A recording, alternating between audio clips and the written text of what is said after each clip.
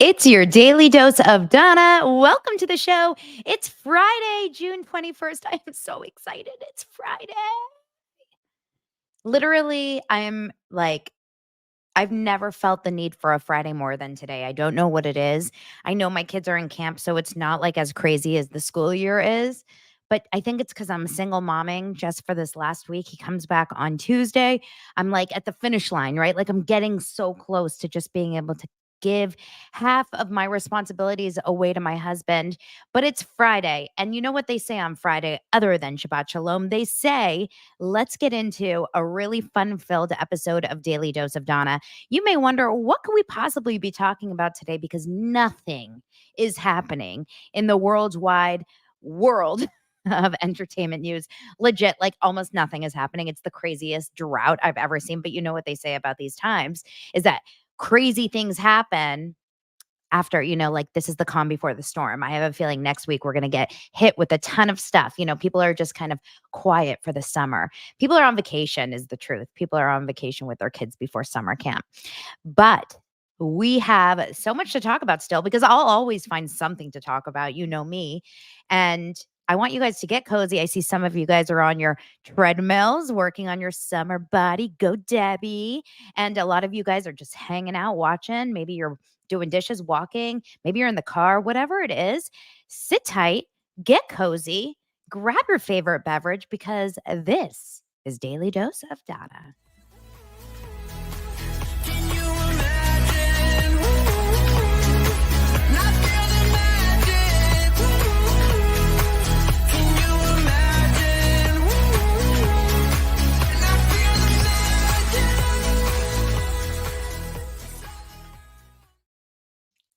Yay! I am so excited to spend the next hour with you.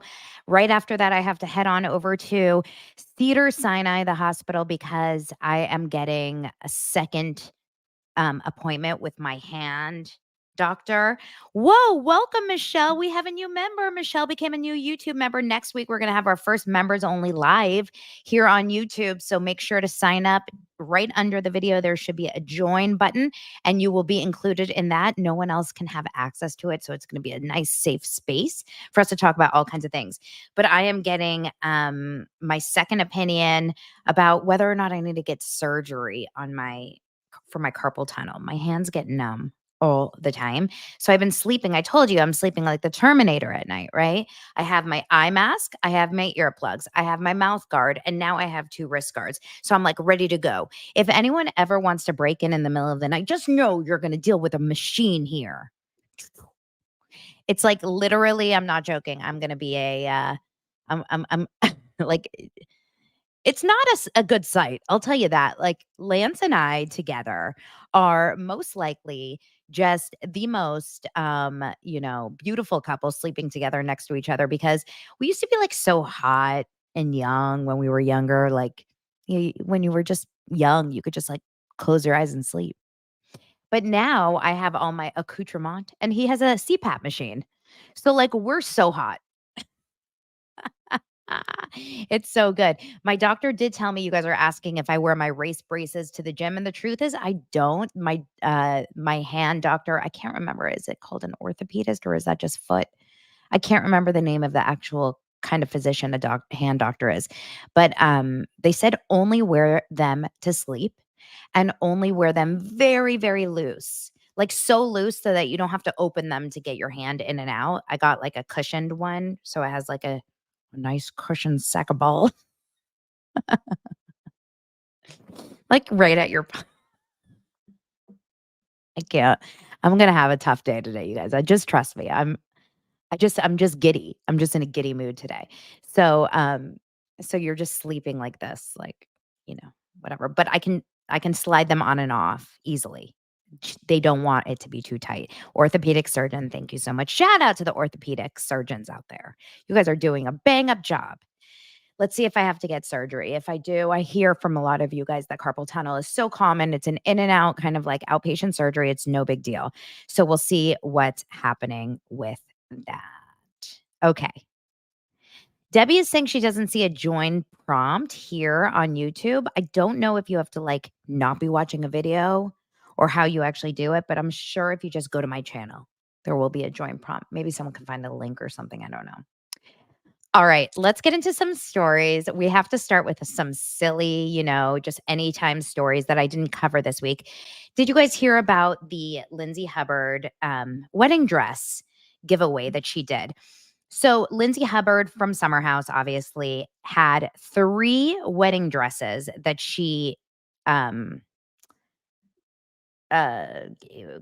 like acquired, I guess that's a good word, that she wasn't going to use, obviously, because she wasn't marrying Carl Radke at the end of the summer. So instead of just holding on to the wedding dresses, she ended up selling them for charity following the broken engagement. And she did that over the week. She said that she went to kleinfeldagain.com, which is a partnership to sell the 3 wedding dresses she planned to wear at her own ceremony with Carl before he suddenly called off their engagement in 2023. She says, I was talking to the girls from Kleinfeld, just telling them that I needed to sell my wedding dresses. And they were like, funny, you should mention that because we're launching a website for that. So Kleinfeld, again, I imagine is one of those kind of websites where you can get beautiful, very expensive wedding dresses in a smaller, in a less expensive amount. She said this was the final way for her to kind of like move on from her, closure. You should say closure. And she was ready to give the dresses to another bride. She thinks that this will help her her healing process. And then at the end of the day, she said all the proceeds from the sale will be donated to Chick Mission, which is a nonprofit organization that helps women with cancer freeze their eggs before starting treatment. And kleinfeldagain.com will also match the proceeds of the gowns. So I did hear a rumor, and I'm not sure if this is true or not, but I did hear a rumor that these were actually gifted dresses to her. Basically, and this does not in any way shock me. Would this shock you guys? So obviously, I think Bravo was really planning on either doing a Lindsay and Carl wedding special, like a Tamra and Eddie thing that they did, or they were going to just incorporate it into some sort of a summer house. But I think they would have gotten their own special. These are 2 Bravo stars that are getting married. It makes sense. That being said, wait, now that I think about it, Kyle and Amanda, when they got married, so they got married off season, but they did not have a wedding special. And I wonder what was behind that decision. Do you think that people were just not as invested in their wedding or in their marriage, like in the planning of their wedding? Do you think that they turned it down? I'm curious. I can't imagine Kyle Cook turning anything down, but I'm surprised that they weren't included. I feel like the wedding was part of the show, right? I remember seeing parts of the wedding. Now I feel like I have to go back to season 6. Um, I just don't think maybe people were as invested in Amanda's story. They had a wedding episode, but it was just part of Summer House, wasn't it? It was just like an episode of Summer House. Andrew says, I don't like the special. It messes with the flow of rewatching in the future. And I totally agree. I don't like the specials whatsoever. I find them to be like, um, just, you know, extra content because they just want to find more people to watch shows on their show. But I don't like it either because you end up going so deep into like the family of the bride or whatever. Like I didn't watch Tamara and Eddie's wedding special. I remember the last wedding special I watched was Christine Brown from Sister Wives, but even that, you're bored, right? You're fast forwarding the entire thing. It's literally like the episodes of Love is Blind. Like when they're getting ready for the wedding, I'm always fast forwarding. I don't need to hear them like look in the mirror and be like, oh my God, I just didn't think this day would come. I don't know. It's not interesting to me. So a lot of you guys don't really like the specials. Wow, this is really interesting. But Lindsay and Carl were apparently going to have a special, which is why they went back and filmed that conversation. This is per Carl in production, which I don't believe in any way, but they went to go film that scene between Carl and Lindsay, supposedly to give them some sort of I don't know, like a bridge from this really shitty summer and that last fight that they had onto let's get married and be happy. Now, I don't think one scene would have done it. Like, I don't care what that scene would have been. Had that scene not been a breakup scene, but it was a makeup scene, it still would have made no sense. Can you imagine the last episode of Summer House? We see them get in this huge, massive fight the day before they leave, or the day that they leave the house, where she's like, I just don't want to drive with Carl. And then we see a scene where they're like, we love each other. We're supposed to just believe that they're in love. We all agreed that this was for the best. So anyway, I heard my rumor that I heard is that Lindsay was gifted these dresses by Kleinfeld because Kleinfeld needs to, this is how these things work on The Bachelor, any wedding show, any show, even Love Island last night. We watched a whole Maybelline sponsored moment. But Neil Simon, is that his name? Neil Lane Diamonds on The Bachelor. Neil Simon's a singer. He he does all the bachelors not because they're buying the rings, because it's amazing promotion, it's amazing marketing, just like Loverboy, right? It's product placement. So that is what I heard, that she kind of had no choice but to get rid of these dresses in like a public manner and to do something like this so that at least they did get press. So whatever. If they wanted to or not, who knows? Good for Lindsay. I love Lindsay. You can't make me hate her. Lindsay and LVP. Everyone wants me to hate them. I can't. I can't. I love all of them and their mess. Someone else that I don't love so much, like really, she drives me actually mad, is Monica Garcia. Blame I feel like for me, Monica is one of those people. Now, this is Monica, obviously, of Salt Lake City. And for me, like when I think of her, she made that season amazing. Oh my gosh, this is so funny. Jewelry Girl just reminded me. Okay, so this is where doing a live show gets you in trouble. It's not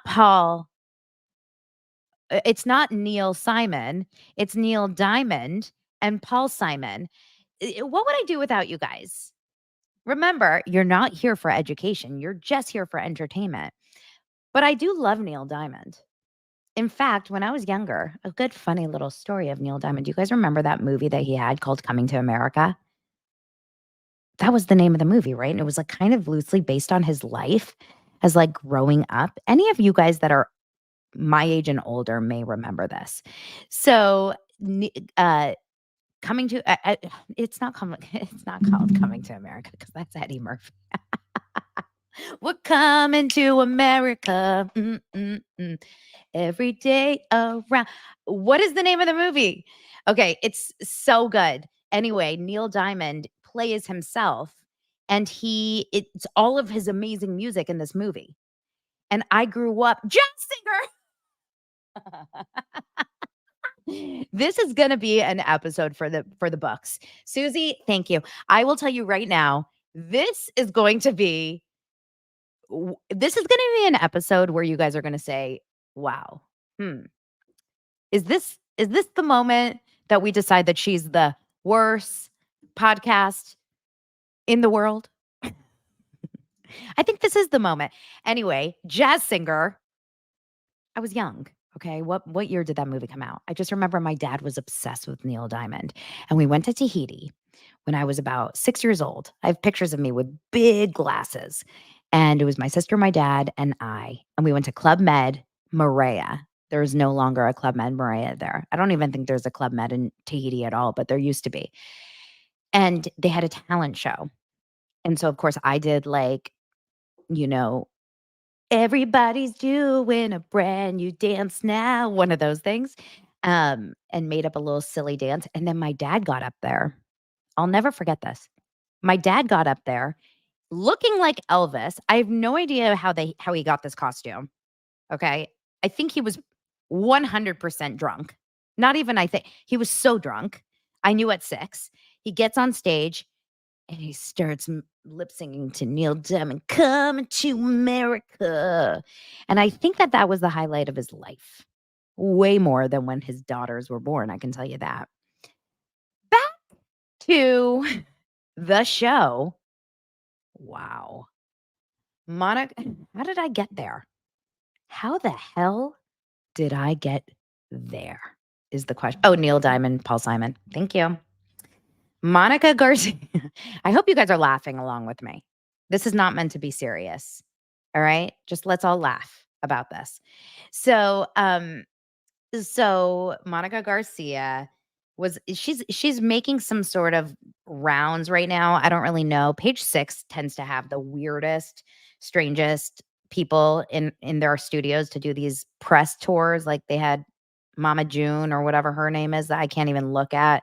Like the Honey Boo Boo world is just not for me. But she was on page 6 and she has a message for her former Real Housewives of Salt Lake City co-stars saying that she would make a comeback to the Real Housewives of Salt Lake City despite her strained relationship with her former co-stars. But then she also wishes her former co-stars well in hell.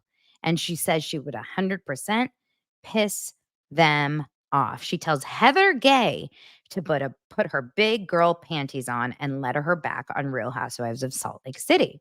She thinks she would have a chance to return if Heather Gay wasn't there, before opening up about her weird BravoCon experience, how she's treated in Salt Lake City post-show, and where she stands with her mom. You know, obviously, Heather and her have some really crazy issues with each other, but she thinks they need to get over it. She says that at BravoCon, she did her press interviews solo the day before everyone else. She really was treated like a criminal and outstander. She said it was weird, and I definitely felt the divide, but I also think it worked out for the best because we are not on speaking terms. I think it would have been very awkward if we were doing press together. She says the separation was both by Bravo's design and at the request of her co-stars. And she says she has not run into any of the women from the show since the reunion. She says everyone in Salt Lake has been really sweet with her.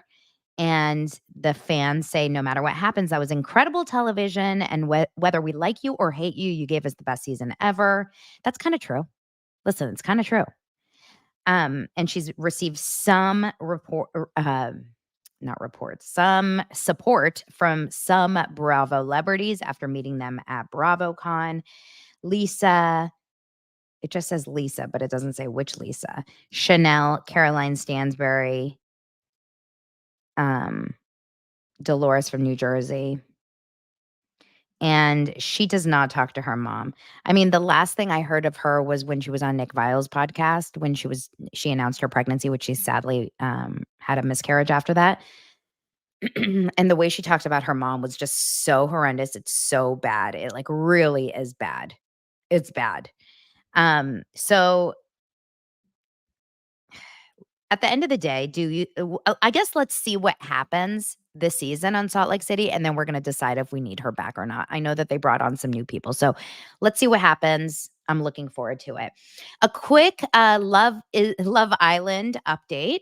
But before we do that, I want to share with you guys Lola V. Today is, of course, sponsored by Lola V, which is Jennifer Aniston, the iconic, fabulous Jennifer Aniston's award-winning hair care line. She has a whole incredible line. I love the packaging. I love the smell of it. There's a beautiful shampoo. There's a conditioner. There's a revitalizing hair mask. There's a hair oil. There's a glossing detangler, a leave-in conditioner, and even other things. And the point is that it really helps your sun-damaged, tangled hair, and it gives you shine, strength, and elegance. Summer is the season of confidence, and Lola V embodies this spirit. So here's a treat for you, our awesome listeners. For a limited time, you get an exclusive 15% off your entire order at lolav.com. Just use code DANA, that's DANA, at checkout. I mean, if you're taking hair care advice, why listen to anyone besides a woman who gave us the Rachel? Why? Think of Lila V as your personal hair spa with inspirations drawn from the tranquil atmospheres of Jennifer's favorite global retreats. You know, if you can't be rich like Jennifer Aniston, we might as well just like try to imagine ourselves at one of her favorite global retreats. Lola V offers not just summer-proof hair care, but an aroma-infused escape from the heat. Check out lolav.com with promo code DANA, DANA, for 15% off. Love Island. Now, I'm going to just like touch on it today just because you guys kicked ass. So many of you guys came to me and said, I just started it. I'm obsessed. I love the show. So last night at 6 p.m. Pacific time, this is the only time it pays to be on the West Coast, I swear, because we always get things 3 hours after you guys. So last night on Love Island, we had a little bit of a shakeup between Leah and Rob. I just want to know if you guys are watching this, but I'm not going to go into a recap. I just need to touch on one thing that happened. Okay. They do these crazy challenges. And like, let's remind ourselves our age, right? I'm 43. The last time I French kissed, like French kiss someone, I mean, yeah, my husband, but not multiple people. I can't even imagine this. My old ass thinks like immediately goes to germs, like germs and smells, and like really not the hottest things ever. In this challenge, at first, all the women, and I think there's 5 or 6, yeah, I'm pretty sure there's 6, stand with blindfolds and earmuffs, headphones. And the men, one by one, go from one girl to the next and make out. Now, when I tell you make out, I'm not like, this is like tongue, lips, like vaginas were on top of each other. I've never seen anything like it. There was licking of lips, there was grabbing of ass, there was like tongue hockey. It was wild to watch. So then after each guy goes through, they get rated and they give like the best rating, and then they switch. First, it was actually the guys that were blindfolded and every girl goes through, and then now it's the girls who are blindfolded and all the guys go through. And then right before the end, right before the last guy was going to kiss, Love Island sends in a new bombshell, a man. This guy, I think his name is Miguel. Don't really know him yet. He's a British dude, tall, good looking, covered in tats, and comes right up to the girls. They have no idea who he is. They have blindfolds and they cannot hear. And all of a sudden, they're kissing a stranger. Guys, what is happening? They are all licking each other's bodies and faces. Number 1, the amount of alcohol that I would need to feel comfortable doing that is like it's it's a plenty, and I don't think that they're drinking a lot on that show. I don't see them getting drunk at all. In fact, we need to find out the rules of drinking on Love Island because I feel like they've had maybe 1 cocktail.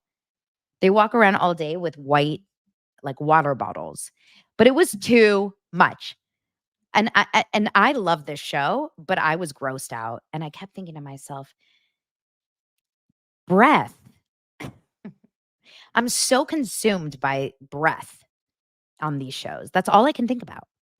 Do they just like Banaka and then go and we're just not seeing that?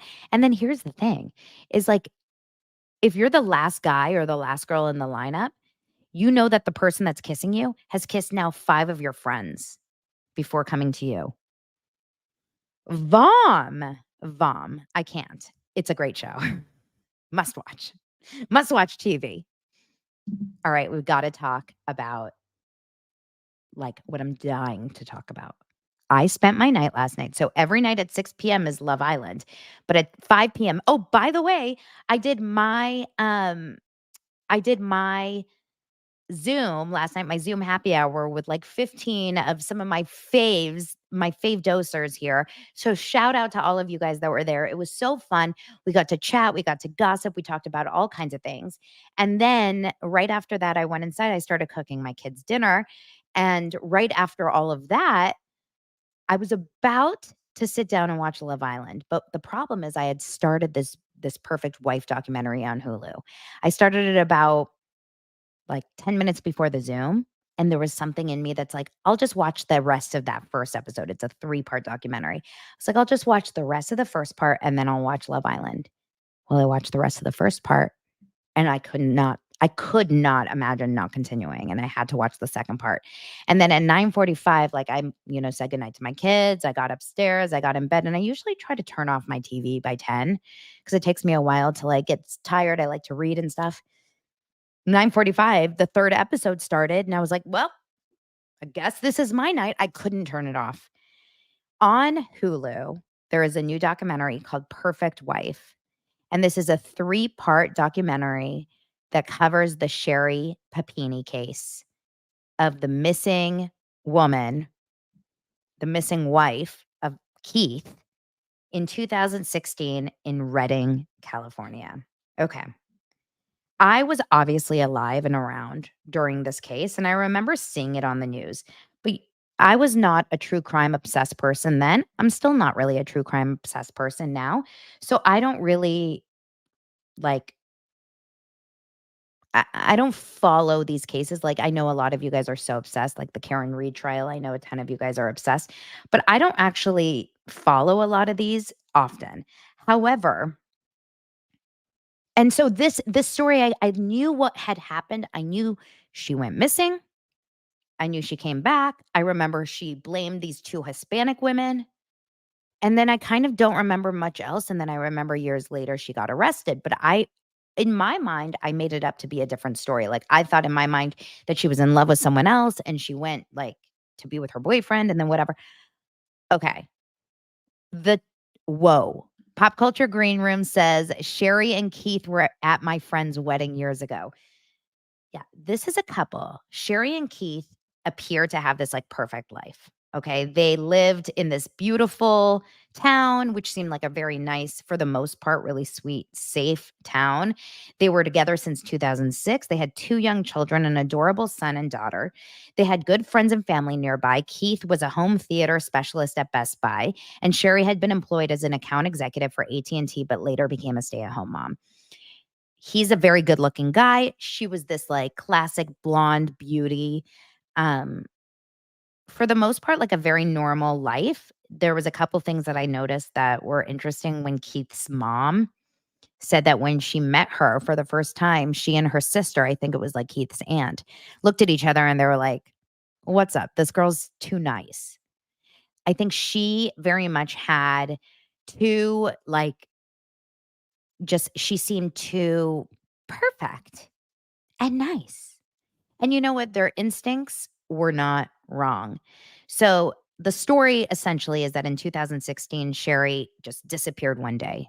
Keith comes home from work at 5 p.m. He normally sees his wife there with the two kids, just normal day. She's gone. He's confused. Where is everyone? Maybe they're on a walk. So he goes out looking for her. He doesn't see anything. And then he finds her cell phone on the ground. She's not returning to any of his texts. He sees a cell phone on the ground with like a little crack in the screen and headphones, like one AirPod with some of her hair. So, of course, if you see this, you're like, holy shit, she was abducted. And sure enough, it turned into a national search. It was all over the news in 2016. It was everywhere. It was all over from, Good Morning America. It was, what's the Nancy Grace? Like, it was all these people were talking about it. And the whole neighborhood got involved. I mean, her sister was just pregnant and devastated. Like Keith was hysterical. Keith got, of course, because you go after the husband when a wife is missing. Like, don't you always have to question the husband? And Keith, thank God he passed a polygraph test, but he gets called in for questioning. He's making all these uncomfortable jokes. This is also interesting. I said this last night to my Zoom, is that what is so interesting is like, what do you do? Hopefully, none of us are ever in this situation. But what do you do if you get called into a police interrogation for a crime that you didn't commit?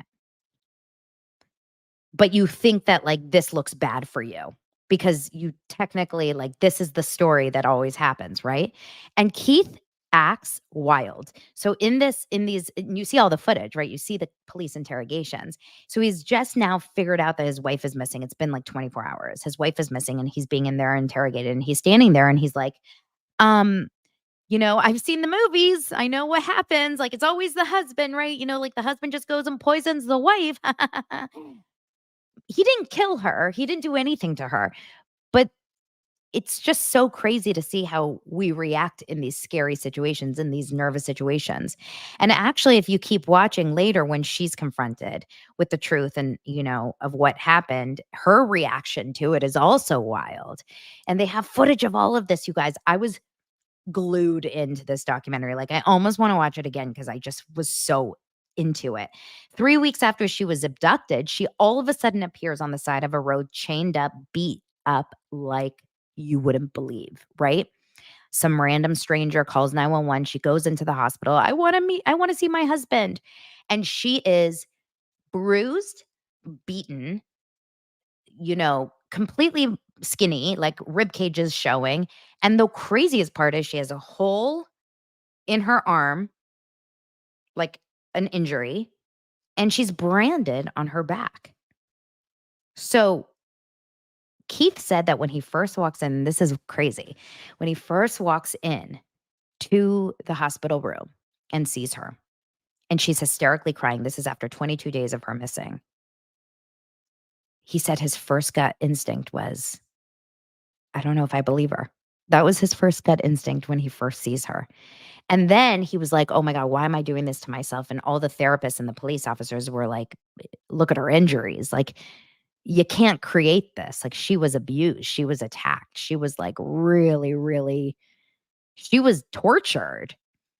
And so he kind of just forced himself to believe, even though his gut feelings through a lot of the inconsistencies over the next couple of years were really, really crazy. So when she is discovered all bruised and battered, we see all this footage of the police interrogating her in the home and asking questions, within the weeks after she gets discovered or she comes home. And she is just like, she's a master at this, you guys. She's a master liar. She injects Taylor. And she's able to say things like this, like, I don't remember. And the door opened. I don't remember. I was on the floor. And all of a sudden she comes up with this idea, this story that it was these two Mexican women who later they do a sketch drawing, like they get a sketch artist, and these women look like just like caricatures of, what abusers or attackers should look like. And she has this whole story. She's describing the home she was kept in, the room, the this, the that. And she, with her own details of the story of where she was kept and chained and held and blindfolded and dark and abused and this and that, those details of the room that she was in and the drawings that they were able to kind of create from her details and the paint, the way that the table looked, she used her real life experience and described the home that she actually was in, but she wasn't in by choice. I mean, she wasn't in because she was kidnapped. What ended up happening, and these detectives are like chef's kiss. It's amazing how they were able to find this. She ended up having a burner phone years before, I think she actually ended up leaving, and was in communication with her ex, this man, James Reyes, in Costa Mesa, California. And she ended up connecting with him and saying, I need you to pick me up. He picks her up, and that's when she actually was, quote unquote, abducted. She actually asked to be picked up by him, and he was in love with her. And I think he wanted to be with her. So he kind of was just at her whim. They never had sex. They never slept together. She never promised to be with him. He straight up told the police, like, she told me to beat her up. She wanted me to be beat and this and this and that. The story is so wild. Obviously, I'm leaving out so many details, but I didn't know a lot of these details. I had no idea that the abuse that she endured, the beating and the bruising, I knew she was involved in it. But when you hear the stories of, like, the reason why her legs were all bruised is she had James, this man, he was a hockey player, like, shoot a hockey puck into her leg multiple times. She begged him to brand her. She, he would hold up like a hockey stick and she would run full force into it to break her nose. You guys. Now, what's crazy about the story is that we go a lot into backstory. We find out the way she was raised. We find out the kind of family that she lived in, that she lived with. We find out a lot of things about how she was when she was younger. She's run away in the past. She lied about her exes being abusive. And what she ended up doing throughout this, she wrote this like scathing blog that was posted on a skinhead forum in 2006 or 2005 or something like that, about her distaste for Hispanic women who like bullied her, beat her up in high school. It's crazy. And the point is, like, a lot of you guys know this whole case. So just to watch the documentary unfold the way it's done, it is really almost like hard to even write, if you know what I mean. Like, so they also found out that she watched Gone Girl, that she owned books by Elizabeth Smart, who obviously was abducted, and by a few other people that have dealt with like trauma. And so what she did was she created this story based on all these other people that she had studied and what they would go through and what they would feel. But the police never let it go. And I'm so glad for that because they ended up finding the DNA of the ex-boyfriend. And next thing you know, he confessed it all. The craziest part about this is the fact that she had kids.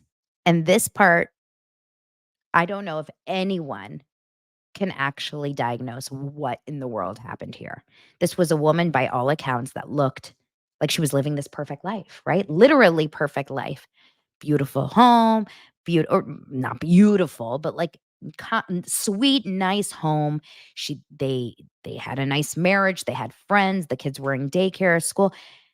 What? Why? Why? That's the thing, and it wasn't because she wanted to be with her ex. That's the craziest part.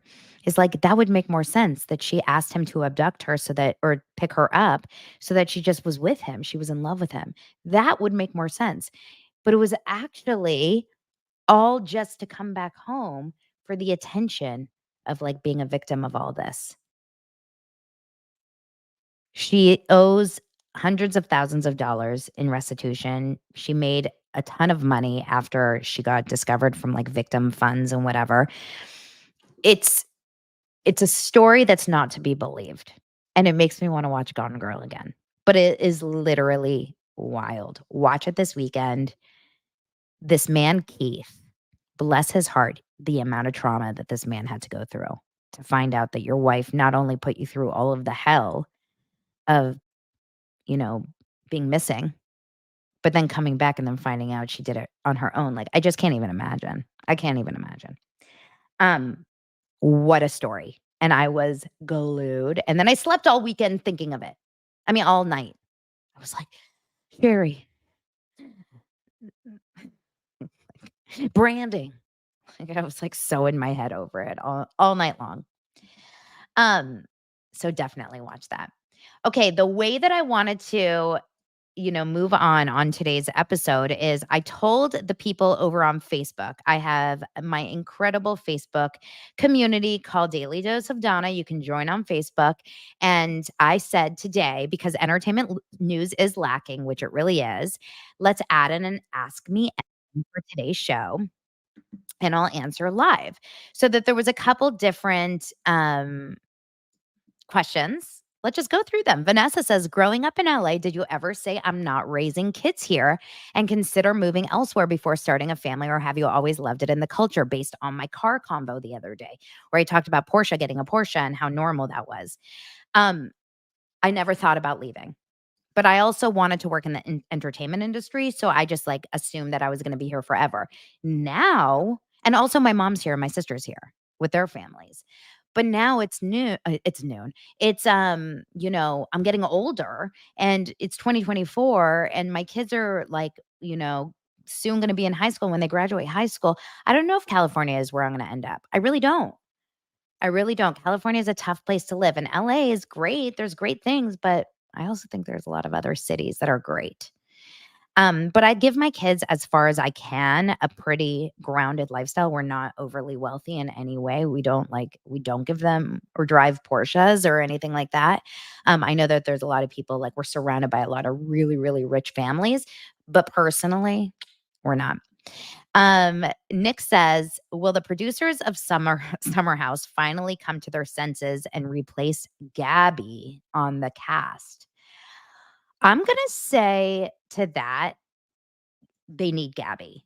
And the reason why is because Gabby is, like, Lindsay can't go in there without her person. Gabby is Lindsay's person, and I don't think it's safe for Lindsay to be in there without having that one person. Like, Danielle is so flip-floppy, she'll probably end up hooking up with Carl by the end of the season. Like, I just don't really, I think Gabby's actually good. And I don't like how that rest of the girls don't give Gabby a chance. I don't get it. I feel like Gabby is actually wonderful. Like, she's fun, she's cute, she's pretty. Like, I don't really understand. She's smart. They just don't like her because she likes Lindsay, I think, is my gut feeling. Miriam says, I find your job in casting so interesting. Can you share a situation where you saw extremely supportive parents with healthy boundaries, i.e., a good situation with a child actor? There were so many. Um, I would say the majority of people that we saw, well, we would see them very briefly in the like in the casting sense. We would see them when we walked out to the lobby and we would be like calling the person in. And then if they went further, meaning they came for callbacks or then the the screen test, et cetera. And then if they got cast, you get to know the parents more. Um, I honestly think the majority of parents that we got to work with were great. I don't know if they were great at home. Like, you never know what happens behind closed doors.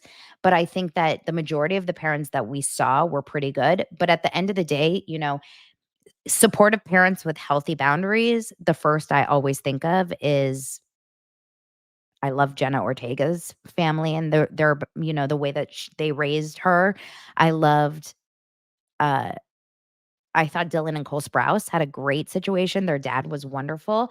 Zendaya, of course, always had a really good supportive family around and still do. And I think you can see why, right? Like it turns out that way.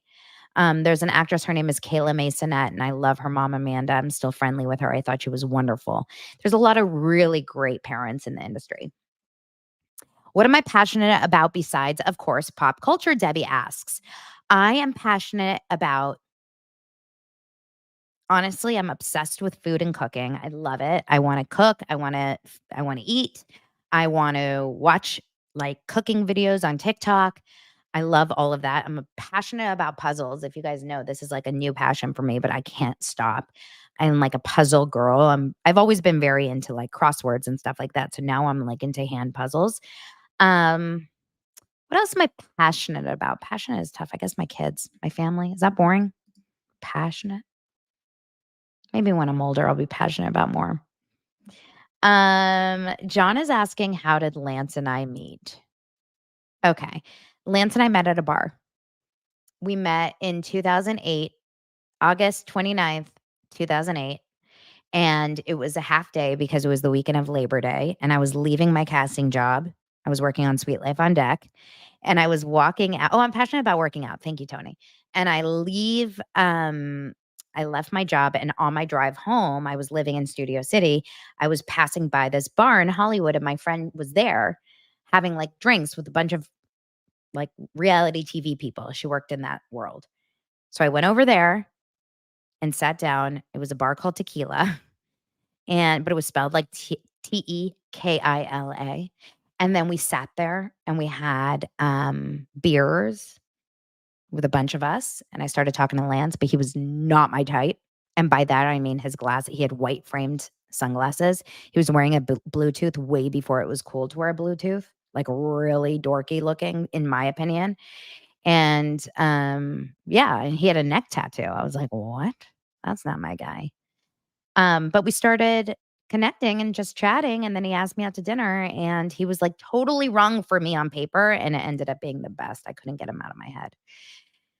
And then we went on Love Island and made out with every single person we know. And we ended up together. Just kidding. Wouldn't that be funny if the story was that I met Lance on Perfect Match? Sue is asking what exactly was Lance's job on Perfect Match, or did he or anyone catch the kiss with Melinda, Harry, Jowsey, and Melinda? So Lance did tell us last night on the Zoom. He joined our Zoom on FaceTime for a quick minute, and he said that he was filming one couple on that like date. This is a perfect match moment, and then all of a sudden he sees at the side of his eyes, he said, your head is kind of always on a swivel. And he sees Harry and Melinda walking out of the bathroom. So he quickly goes and films them, but he misses the kiss, but he saw the kiss before the camera. So they weren't like making out, I don't think. I think it was more like pecs. But Lance, yeah, he does camera on Perfect Match. And that he's doing another Netflix reality show right now. Oh my God, Josh. Mary F. Kill, Kyle Cook, Carl Radke, Tom Sandoval. This is okay. You guys have to play with me. Mary F. Kill, Kyle Cook, and Tom Sandoval. Jeez. Okay, I'm gonna say oh, no. Oh, no, I don't think there's an answer for this one. I think I wanna say marrying Kyle out of those 3, because at least Kyle has a business and he's not home a lot. You know what I mean? So, like, you don't have to, like, be stuck with his shit. He likes to work out, very much up my alley. I feel like he's a clean person, doesn't feel like he smells bad, right? I think I would have sex with Tom Sandoval, shag. I think I would shag Tom Sandoval with 3 condoms, and then I would kill Carl. Oh, Laura has the same answers as me. F Sandoval, marry Kyle, kill Carl. Okay, good. Angela is asking, do you plan on doing any live shows or meetups in Los Angeles? Yes, there's a group of dosers who I've been talking to, and I really want to plan something for October. I am not an event planner by any means whatsoever. So if you guys want to help with some sort of event planning situation, I don't know what it will be, but I would love to do something in Los Angeles. If you guys are interested, write it in the comments. Tell me, send a message to Ray or to Lourdes or to Josh, just Josh over on Facebook. You can talk to us. Let's work on something. Claudia says no questions, but I think you should rebrand your pod too. And when I tell you, that's a great name. Maybe I should. Speaking of, Daily Dose of Donna is the podcast name. Sometimes I think about just like rebranding it to The Dose. I don't know why. I just kind of like the idea of The Dose. But is that too much like The Toast?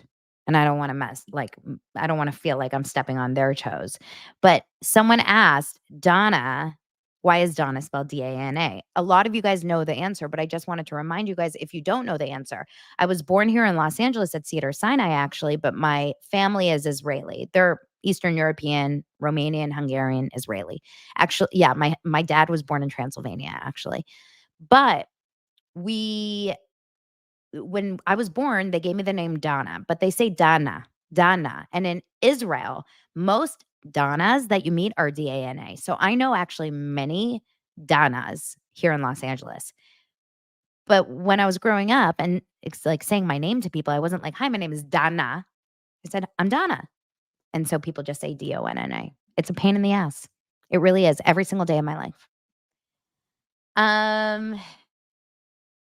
Gosh. Okay, let me think about any other questions. If you could Kelly says, if you could bring back one canceled Bravo series, what would it be and why? For me, it would be Real Housewives of DC or Ladies of London. Okay, for me, if I could bring back one canceled Bravo series, I loved Mexican Dynasties. I thought that was a fantastic show. A lot of you guys say Family Karma, but I've never watched it. Maybe I should. Um, what show was I obsessed with? I would do I want another season of Workout or Blowout with Jonathan Anton, Flipping Out, any of those out shows. Those were great, great shows. Um, Sarah says, uh, final question here. Sarah says, oh God, I don't want to share that. She's asking if I saw anything in the Hollywood business world that made me think like the Illuminati is real. I will tell you this, Hollywood is all effed. Like most people in the industry, celebrities, um, agents behind the celebrities, all of the people, like most people have a lot of secrets, a lot of skeletons in their closet. And the truth is, just like we said on the Zoom last night, like the P. Diddy story, like where did it go? P. Diddy was shot on film, like was filmed beating the crap out of his ex. Like, where is the story? Like, it just died. And so the question is, why in the world would, these things go away? Like, I just think so many people have these skeletons in their closet and they're scared to, you know? share it. They're scared to actually get these people in trouble. I do believe that there is some crazy, shady stuff happening in Hollywood 24/7 at all times. I'm seeing a rumor here that Laura said that Sandoval is on Dancing with the Stars. It's a rumor. But what about Sheena? Just kidding. I'm gonna ask Lance if he knows anything. Do you know anything about Dancing with the Stars casting? Like he would tell me. He would never tell me. A lot of you guys want to know if Lance tells me everything. So Lance really doesn't. Like he just shot Claim to Fame right before this show, which is Jonas, one of the Jonas brothers hosts it, and it's basically like a sibling or a child of or a niece of a celebrity. And you're trying to go through the season without being kind of discovered as being related to that celebrity. I don't know if you've ever seen that. I haven't, but he wouldn't even tell me. He told me one person that's on the show. I was like, tell me more. He's like, no, I can't. And I'm like, is it because of Daily Dose? But I don't think it is. I really do think that he takes his job really seriously. So I don't think he ever wants to tell me anything that he knows, like that maybe I'm gonna, have too many drinks and all of a sudden tell someone something. Okay. I think does Lance sign an NDA? He has to. He has to sign an NDA on everything. I think the only thing that he doesn't sign an NDA on is like he can talk about he talks about certain things, but he doesn't talk about things usually before that they air. Because once they air, like, we all saw that Harry and Melinda kissed or whatever. So we'll have to see. Lance never shot Below Deck, Sarah. She's asking, can Lance come on and tell us all the tea about shooting Below Deck? He got asked to direct one of the Below Deck sailing yachts and turned it down because the pay was really bad and he would have to like be on a sailing yacht for 30 days. He was like, that's not going to happen. It's fun to kind of chat with him though. If you join the Patreon, he does join us for a lot of the Zooms. You guys, thank you so much for being here. What a week. What a fun week. See, we were able to make fun and have chats and like talk about all kinds of things, even during, a dead entertainment week. I hope you have an incredible weekend. What are you guys doing this weekend? I will be once again at a baseball tournament. This is not a joke. This is not a drill. I'm spending my weekend at a baseball tournament. I want to cry. Like someone take me on a vacation immediately. Hope you have a great weekend. Love you, dosers. Thank you so much for being here. Talk to you soon. Bye.